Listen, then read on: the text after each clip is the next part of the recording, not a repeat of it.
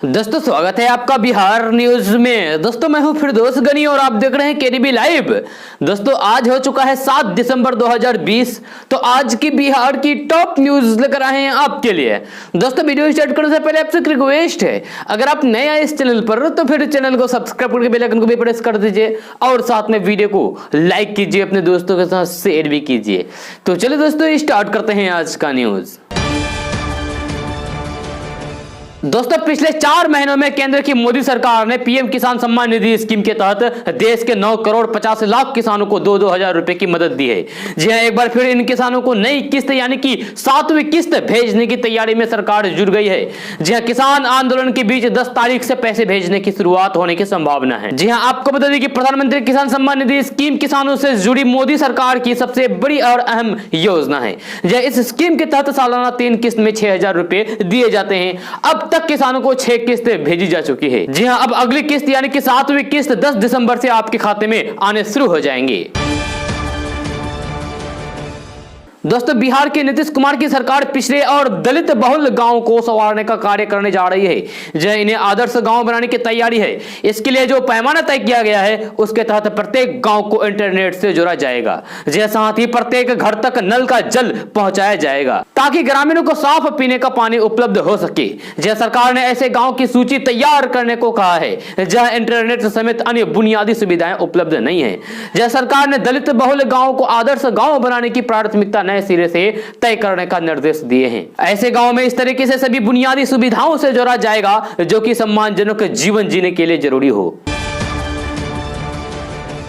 बिहार के कटिहार और पूर्णिया में जगह जगह अयोध्या में गिराए गए बाबरी मस्जिद के विवादित ढांचे से संबंधित पोस्टर लगाए गए हैं। जी हां, बाबरी मस्जिद के विवादित ढांचे से संबंधित पोस्टर लगाए जाने का आरोप विवादित संगठन पीएफआई यानी कि पॉपुलर फ्रंट ऑफ इंडिया पर लगा है। जी हां, कटिहार में यह विवादित पोस्टर डीएम और एसपी ऑफिस पर भी लगाए गए हैं। जी, इन विवादित पोस्टरों में यूपी के अयोध्या में गिराए गए बाबरी मस्जिद के ढांचे को लेकर विवादित बातें लिखी गई है। इन पोस्टरों के माध्यम से बाबरी मस्जिद के गुंबदों तस्वीर दिखाई दी गई है। जी हां, साथ ही इस मामले को नहीं भुलाए जाने का भी आह्वान किया है। वहीं बिहार के डिप्टी सीएम तारकिशोर प्रसाद ने कहा है कि ये पोस्टर सामाजिक सद्भावना बिगाड़ने की नीयत से लगाए गए हैं।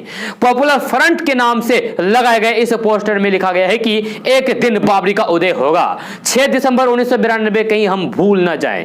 पॉपुलर फ्रंट नामक संस्थान के नाम से पोस्टर में दिल्ली का पता दिया गया है। जी हां, स्थानीय लोगों ने पोस्टर देखने के बाद इसकी सूचना पुलिस को दे दी है। बिहार में 9 दिसंबर के बाद से कड़ाके की ठंड पड़ने के आसार दिख रहे हैं। जी इधर पर्वतीय इलाकों में पश्चिमी विक्षोभ की वजह से बर्फबारी और बारिश की स्थिति बनी हुई है। अगले कुछ दिनों में पश्चिमी विक्षोभ का असर मैदानी इलाकों में भी दिखेगा। जी हां, 9 दिसंबर से बिहार के अधिकतर शहरों का तापमान नीचे आएगा।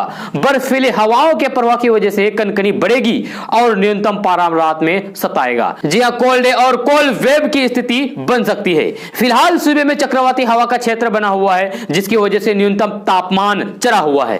जी हां, इस स्थिति से निजात मिलने और पश्चिमी विक्षोभ का प्रभाव पसरने के बाद सूबे में कड़ाके की ठंड पड़ने के आसार हैं। उधर मौसमविदों का कहना है कि अगले 48 घंटे में धुंध और कोहरे की स्थिति इसी तरह बनी रहेगी।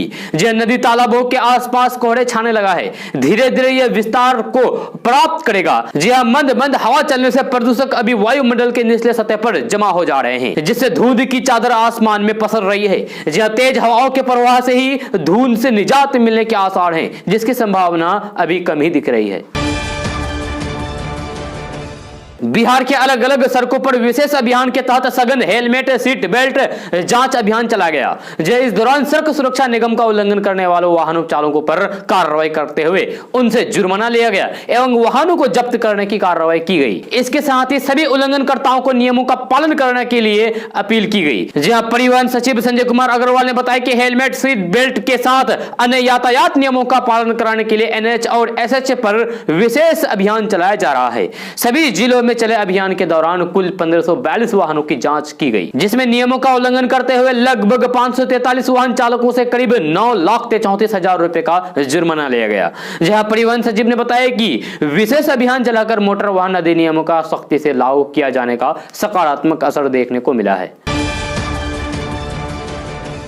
दोस्तों, इस कोरोना काल में यूपी, बिहार सहित कई राज्यों ने स्कूल खोलने का निर्णय ले लिया है, लेकिन कुछ राज्यों में अभी भी स्कूल बंद हैं। इस बीच counselling for the Indian school certificate examination यानी कि CISCE ने स्कूल खोलने की गुहार लगाई है। जी हां, राज्य और केंद्र शासित प्रदेशों के मुख्यमंत्रियों को CISCE के द्वारा पत्र लिखा गया है, जिसमें सुझाव दिया गया है कि अगले साल 4 जनवरी से कक्षा 10-12 के छात्रों की खातिर स्कूल खोल दिया जाए, ताकि उन्हें बोर्ड परीक्षाओं की तैयारी में मदद मिल सके। बिहार की बात तो अभी बिहार में प्राथमिक और मध्य स्कूल खोलने के मूड में सरकार नहीं है। पिछले दिनों बिहार के नए शिक्षा मंत्री अशोक चौधरी ने स्पष्ट तौर पर कहा है कि कोरोना के कारण से मार्च से बंद प्राथमिक और माध्यमिक स्कूलों को खोलने को लेकर सरकार अभी कोई भी जल्दबाजी नहीं दिखाएगी। कांग्रेस नेता तारिक अनवर ने कहा है कि भले ही बिहार में इस बार कांग्रेस ने प्रदर्शन ठीक नहीं किया और हार हुई, लेकिन उससे हम लोग निराशा नहीं हैं। जहां फिर से कांग्रेस को खड़ा करेंगे। इस दौरान पार्टी के नेताओं को नसीहत भी दे डाली है। जी हां, तारिक अनवर ने कहा है कि चुनाव में हार होने पर छोटे नेता तक अपना पद छोड़ने के लिए तैयार नहीं होते हैं। वे हर हाल में पद पर बने रहना चाहते हैं, लेकिन ऐसे लोगों को राहुल गांधी से सीख लेनी चाहिए। 2019 में लोकसभा चुनाव में हारने के बाद जिम्मेवारी लेते हुए उन्होंने कांग्रेस के राष्ट्रीय अध्यक्ष पद से इस्तीफा दे दिया था। जहां उनकी जितनी भी तारीफ की जाए वह बेहद कम है। जहां ऐसा कोई राष्ट्रीय अध्यक्ष नहीं किया है। वहीं तारिक अनवर ने कहा है कि एक समय था जब बिहार में कांग्रेस की जड़ मजबूत हुआ करती थी। जहां एक बार फिर से कांग्रेस को उसी स्थिति में लाना है। जहां एक हार से हम निराश होने वाले नहीं हैं। बिहार में हार की जिम्मेवारी कौन लेगा, इसको लेकर तारिक अनवर ने कहा है कि इसका फैसला तो आला कमान को ही करना है। साथ ही तारिक अनवर ने कहा है कि बिहार में किसानों की स्थिति बेहद खराब है। यहां के किसानों को MSP नहीं मिल रहा है। आज किसानों को कांग्रेस की जरूरत है। पार्टी भी उनके साथ मजबूती के साथ खड़ी है। नोटबंदी भी केंद्र सरकार ने बिना सोचे समझे लागू कर दिया, जिसके कारण देश में बेरोजगारी बढ़ी है। कृषि बिल के दौरान भी सरकार को पहले बातचीत करनी चाहिए थी, लेकिन सरकार ने नहीं किया, जिसके कारण लाखों किसान आज सड़क पर उतर आए हैं। बिहार में बढ़ती सर्दियों के साथ ही एक बार फिर से कोरोना संक्रमण के नए मामलों ने भी तेजी पकड़ ली है। जी हां, स्वास्थ्य विभाग की जानकारी के अनुसार बीते 24 घंटे में बिहार में 585 नए कोरोना संक्रमित मरीज मिले हैं। जी हां, बिहार में इससे पहले कल आई रिपोर्ट में 573 लोग कोरोना पॉजिटिव पाए गए थे। जी हां, बिहार में अब कुल कोरोना संक्रमितों की संख्या बढ़कर 2,39,426 के आंकड़े पर जा पहुंची है। बिहार में वर्तमान में कुल कोरोना एक्टिव मरीजों की संख्या 5,967 बताई जाती है। जहां स्वास्थ्य विभाग के अनुसार बिहार में कोरोना मरीजों का रिकवरी दर 97.20% के करीब है। जहां बिहार की राजधानी पटना में भी लगातार कोरोना संक्रमण के नए मामले तेजी से बढ़ते जा रहे हैं। देश की राजधानी दिल्ली की सरहदों पर बीते 11 दिनों से किसानों की नाराजगी जारी है। जहां उनकी इस नाराजगी का समर्थन करने कई बड़ी हस्तियां भी आगे आई है। अब इन्हीं समर्थकों में से कांग्रेस के नेता और पूर्व क्रिकेटर नवजोत सिंह सिद्धू का नाम भी शामिल हो गया है।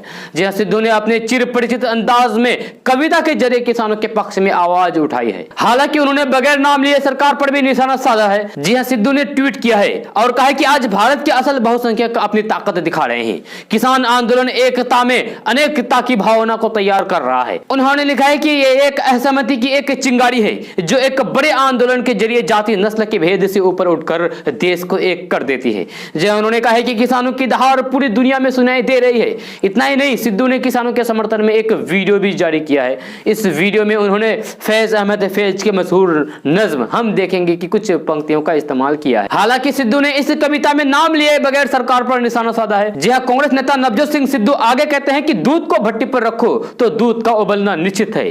किसानों में रोष और आक्रोश जगातो तो सरकारों का, हुकूमतों का तख्तों ताज पलटना निश्चित है। जी हां, अपनी कविता में सिद्धू ने दिल्ली चलो का नारा भी दिया है। उन्होंने कहा है कि बढ़ते भी चलो, चलते भी चलो, बाजू भी बहुत है, सर भी बहुत है, चलते ही चलो, चलते ही चलो, अब डोरे दिल्ली में डाले जाएंगे। पटना में यदि कोई भी मकान मालिक बिजली बेचते हैं तो फिर बिहार विद्युत विनियामक आयोग उन पर कड़ी कार्रवाई करेगा। क्योंकि बिजली बेचने का अधिकार किसी को भी नहीं है। बिजली बेचने के लिए लाइसेंस की आवश्यकता होती है और बिना इसके बिजली बेचने पर सख्त कार्रवाई की जाएगी। आपको बता दें कि पटना सहित पूरे बिहार में अधिकतर किराएदारों को उनके मकान मालिक सब मीटर लगाकर बिजली देते हैं। जहां उस मीटर को फास्ट होने सहित उससे प्रति यूनिट 10 रुपए तक बिजली शुल्क की वसूली के मामले सामने आ रहे हैं। कई बार ये मामले सामने आए हैं, लेकिन उसे सुलझाने के लिए ठोस व्यवस्था नहीं है। ऐसे में किराएदारों को चाहिए कि रेंट एग्रीमेंट के आधार पर नया बिजली का कनेक्शन ले लें। जहां किराएदारों को रेंट एग्रीमेंट के आधार पर बिजली का नया कनेक्शन दिया जा रहा है। यदि कोई भी मकान मालिक अपना सब मीटर लगाकर किराएदार को बिजली बेचते हैं तो फिर उन पर सख्त से सख्त कार्रवाई की जाएगी। एआईएमआईएम अध्यक्ष असदुद्दीन ओवैसी ने बाबरी मस्जिद को याद किया है। जी हां, उन्होंने ट्वीट करके कहा है कि आने वाले पीढ़ियों को याद दिलाना और सिखाने की जरूरत है, क्योंकि अयोध्या में बाबरी मस्जिद 400 सालों तक खड़ी थी। इसके साथ ही उन्होंने आगे कहा है कि इस नाइंसाफी को कभी नहीं भुलाया जा सकता है। पहले ट्वीट में असदुद्दीन ओवैसी ने कहा है कि आने वाले पीढ़ियों को याद दिलाएं और उन्हें सिखाएं कि 400 से ज्यादा सालों तक अयोध्या में हमारी मस्जिद खड़ी थी। इस मस्जिद के हॉल में हमारे पूर्वज इबादत करते थे और इसके आंगन में रोजा तोड़ते थे। जब वे दुनिया से अलविदा कहे जाते थे तो बगल के कब्रिस्तान में उन्हें दफनाया जाता था। दूसरे ट्वीट में असदुद्दीन ओवैसी ने कहा कि 22 से 23 दिसंबर 1949 की रात को हमारी बाबरी मस्जिद को अपवित्र किया था, यानी कि नापाक किया गया था और 42 सालों तक अवैध रूप से कब्जे में रखा गया। आज ही के दिन साल 1992 में पूरी दुनिया के सामने हमारी मस्जिद को ध्वस्त कर दिया गया था। आंगनबाड़ी केंद्र पर मिल रही सुविधाओं को सुलभ और पारदर्शी बनाने के लिए समाज कल्याण विभाग की ओर से एक नई पहल की गई है। जी हां, इससे हेट होम राशन यानी कि टीएचआर के वितरण से जुड़ी गड़बड़ियों को खत्म किया जा सकेगा। नई पहल के तहत विभाग ने पोषाहार टोकन प्रणाली शुरू की है। जी हां, टोकन प्रणाली से पोषाहारों का वितरण सुनिश्चित कराने के लिए सभी आंगनबाड़ी सेविका, महिला सुपरवाइजर, सीडीपीओ को ऑनलाइन माध्यम से जरूरी प्रशिक्षण दिया गया है ताकि इस नई प्रणाली का सफल संचालन किया जा सके। जी हां, इसके लिए आईसीडीएस निदेशक के माध्यम से आईसीडीएस डीओपी और सभी सीडीओ को जरूरी दिशा निर्देश दिए गए हैं। जी हां, आईसीडीएस निदेशक के माध्यम से जारी पत्र में टोकन प्रणाली से पोषाहार के वितरण सुनिश्चित कराने का निर्देश दिया गया है। दोस्तों, भाजपा के इतिहास में ऐसा पहली बार होगा जब उसके हिस्से में बिहार विधान परिषद की सबसे अधिक सीटें एक साथ आ सकती है। जहां विधान परिषद में अभी 17 सीटें खाली है। सुशील कुमार मोदी का राज्यसभा जाना तय हो चुका है। इसके बाद विधान परिषद में खाली सीटों की संख्या 18 हो जाएगी। इन सीटों में 8 सीटें भाजपा कोटे में आ सकती है। जी हां, भाजपा कोटे में आने वाले 8 सीटों में मनोनयन कोटे की 12 में 6 तो विधानसभा कोटे की 2 सीटें हैं। एक साथ इतनी संख्या में विधान परिषद का कोटा मिलने की संभावना के मद्देनजर पार्टी के उन नेताओं कार्यकर्ताओं में उत्साह है जो वर्षों से पार्टी की सेवा में लगे हुए हैं।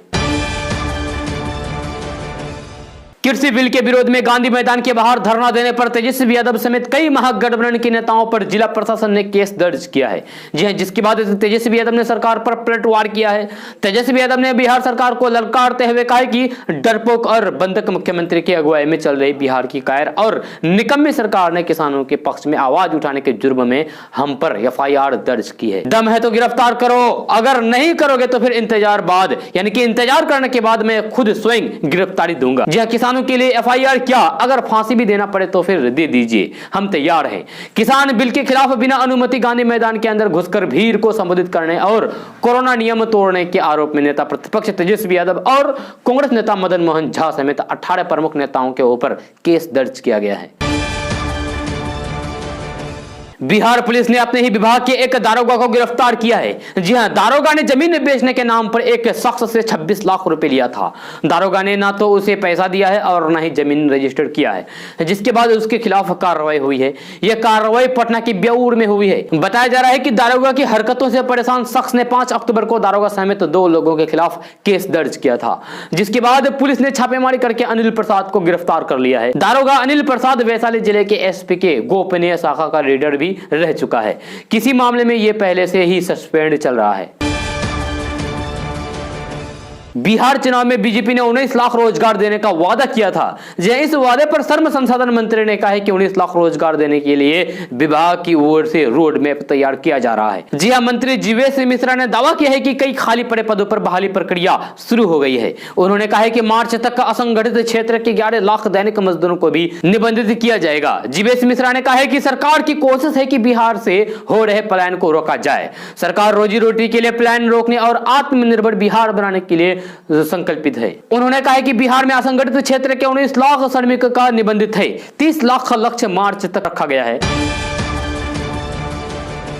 बिहार में सुशासन की सरकार होने के बावजूद भी भ्रष्टाचार के साथ जीरो टॉलरेंस की नीति को जमीन पर उतरना मुश्किल हो गया है। जी हां, सरकारी दफ्तरों में काम कराने के लिए आम लोगों से नजराना वसूला जा रहा है। यह ताजा मामला मोतिहारी जिले का है, जहां डीटीओ ऑफिस में निगरानी विभाग की टीम ने 2 कर्मचारियों को गिरफ्तार किया है, जो गाड़ी की रीअसेसमेंट के लिए 39,000 रुपए घूस ले रहे थे। जी हां, शनिवार को मोतिहारी डीटीओ ऑफिस के 2 कर्मियों को पटना की निगरानी टीम ने 39,000 रुपए घूस लेते हुए गिरफ्तार किया है। गिरफ्तार कर्मचारियों से अरेराज के ध्रुव नारायण मिश्रा और प्रशांत पांडे से रिश्वत मांगी थी।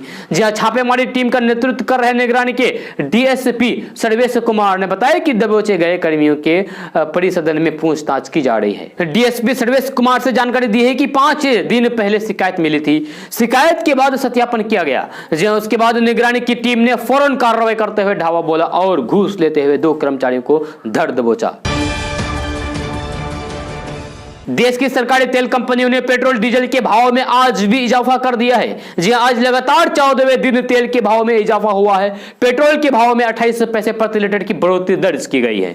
वहीं डीजल के दाम में 29 पैसे प्रति लीटर का इजाफा किया गया है। इस इजाफे के बाद बिहार में 1 लीटर पेट्रोल की कीमत बढ़कर हो गई है 87 रुपया 41 पैसे, जबकि 1 लीटर डीजल के लिए 80 रुपये देने होंगे। आपको बता दें कि यह सितंबर 2018 के बाद से पेट्रोल और डीजल के लिए सबसे ऊंचा दाम है। दोस्तों, हेल्थ से जुड़ी जानकारियां थोड़ी बहुत आपसे शेयर करना चाहता हूं, जो आपके शरीर के लिए बेहद महत्वपूर्ण जानकारी होगी। जी हां, तो आपको बता दूं कि अगर आप खाना खाने के तुरंत बाद पानी पीते हैं तो फिर सावधान हो जाइए।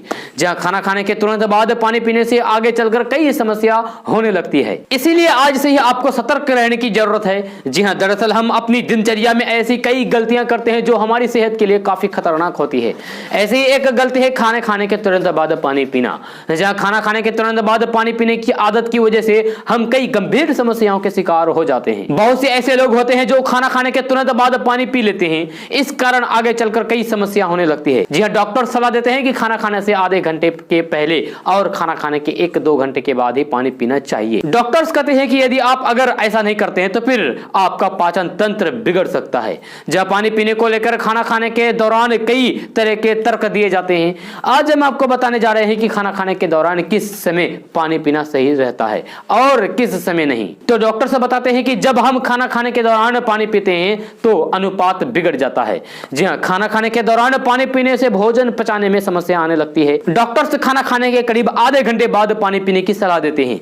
आधा घंटा बाद शरीर के अंदर पाचन की अगली प्रक्रिया शुरू हो जाती है, इसलिए खाना खाने के 30 मिनट बाद ही आपको पानी पीनी चाहिए। जी हां, इससे पाचन तंत्र पर किसी तरह का प्रभाव नहीं पड़ता है। वहीं आपको ज्यादा पानी पीने से भी बचना चाहिए। ज्यादा पानी पीने से शरीर में नमक और इलेक्ट्रोलाइट की मात्रा कम हो जाती है। ज्यादा पानी पीने से वाटर इंटॉक्सिकेशन नामक बीमारी हो जाती है। इससे पेट फूल जाता है तथा बार बार उल्टी आती है।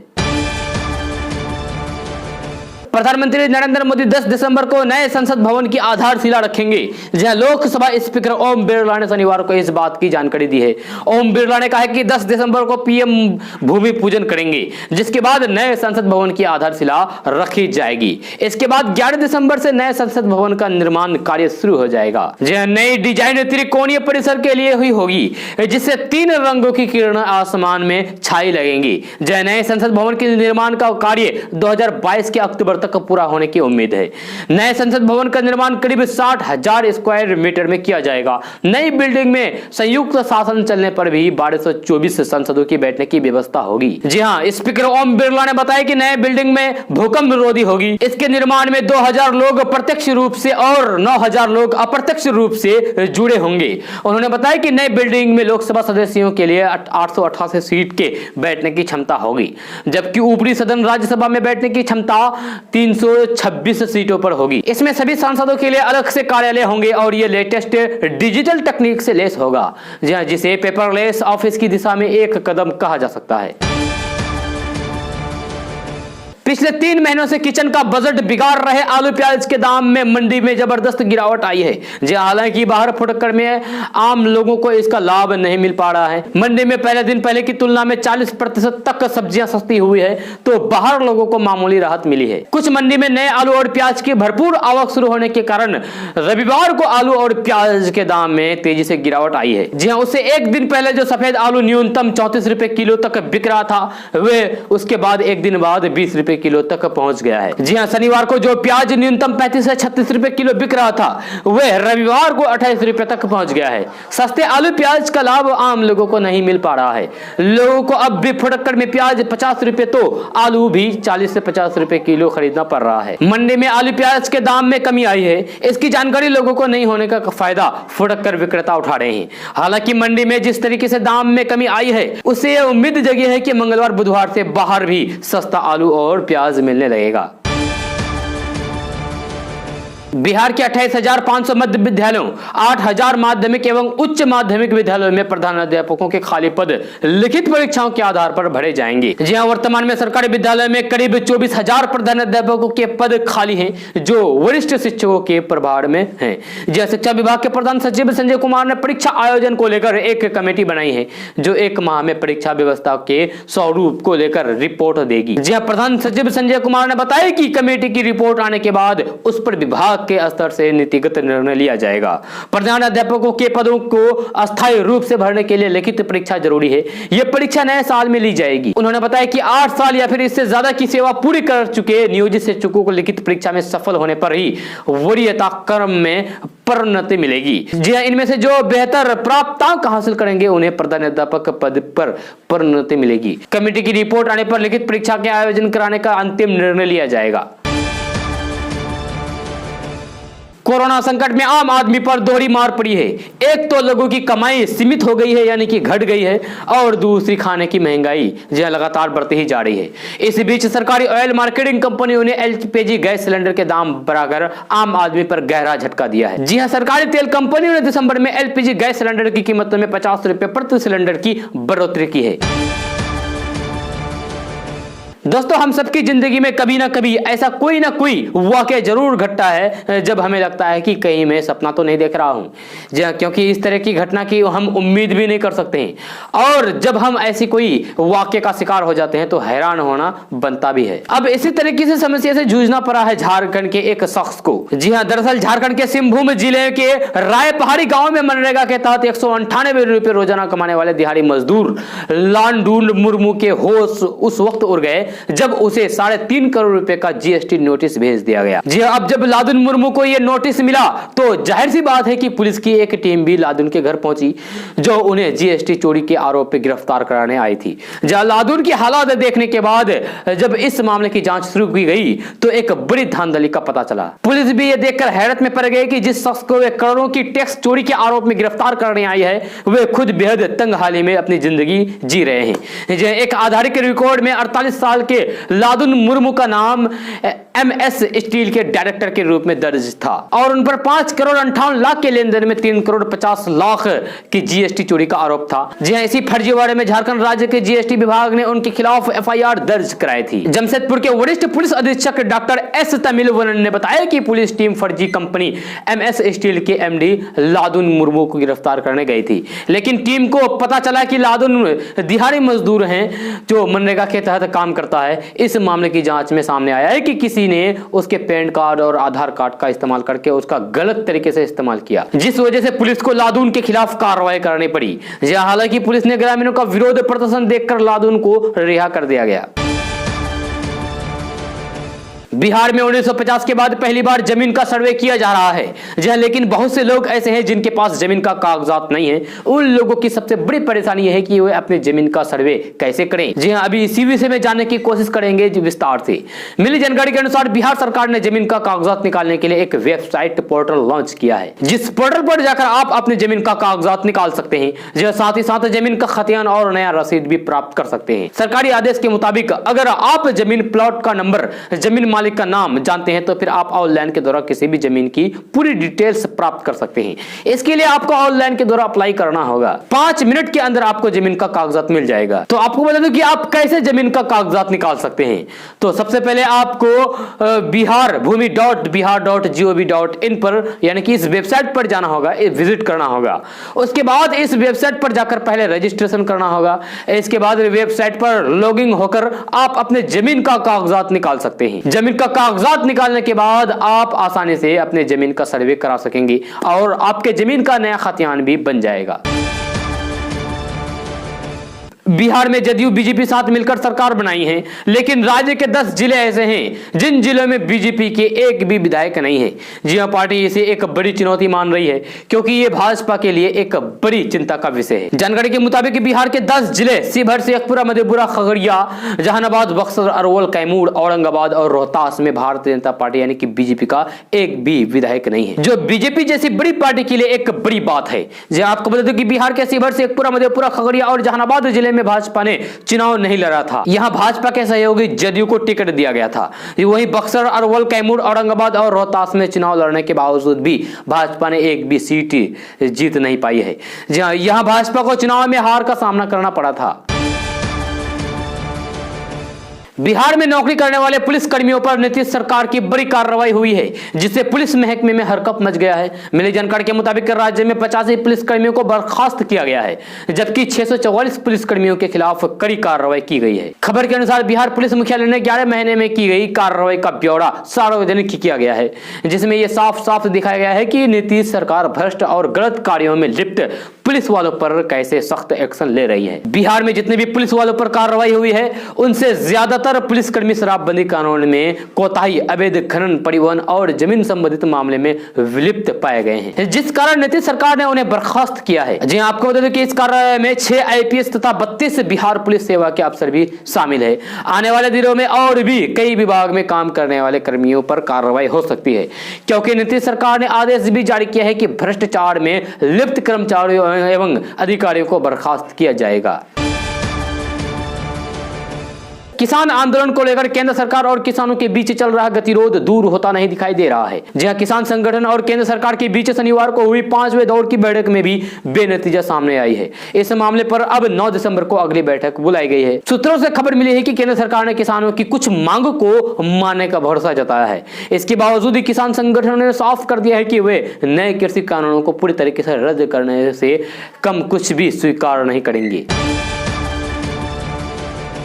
ग्रेटर हैदराबाद नगर निगम के चुनाव में भाजपा की शानदार सफलता से गदगद बिहार के पूर्व उप मुख्यमंत्री सुशील कुमार मोदी ने MIM के प्रमुख असदुद्दीन ओवैसी के ऊपर हमला बोला है। जी हां, सुशील कुमार मोदी ने असदुद्दीन ओवैसी की पार्टी पर धार्मिक कट्टरता, अलगाववाद और निजामिया को बढ़ावा देने वाले राजनीतिक का आरोप लगाया है। पूर्व डिप्टी CM सुशील कुमार मोदी ने कहा है कि ग्रेटर हैदराबाद नगर निगम के चुनाव में भाजपा की शानदार सफलता से देश की साइबर सिटी में धार्मिक कट्टरता, अलगाववाद और निजामिया को बढ़ावा देने वाले ओवैसी की राजनीति पर लगाम लगेगी। जैसे सुशील कुमार मोदी ने कहा है कि बिहार विधानसभा चुनाव में सिर्फ 5 विधानसभा सीट जीतने के बाद जिस MIM का दुस्साहस इतना बढ़ गया था कि उसके एक विधायक को हिंदुस्तान के नाम पर आपत्ति हो रही थी, उसे उसके घर में चुनौती देने का साहस केवल भाजपा दिखा सकती है।